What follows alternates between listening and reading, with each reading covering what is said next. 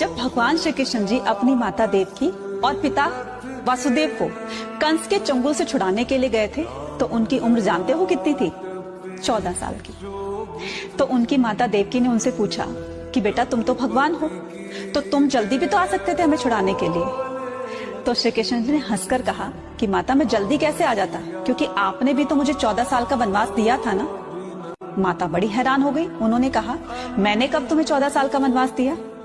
तब श्री कृष्ण जी ने कहा कि पिछले जन्म में मैं राम था और आप मेरी माता केकई थी। तो बड़ी हैरानी से पूछा तो फिर यशोदा जी कौन है? तो उन्होंने कहा माता यशोदा पिछले जन्म में मेरी माता कौशल्या थी, क्योंकि उन्होंने 14 साल तक अपने पुत्र का वियोग सहा था, इसलिए इस बार मैं 14 साल तक उनके साथ रहा और आपसे अलग रहा।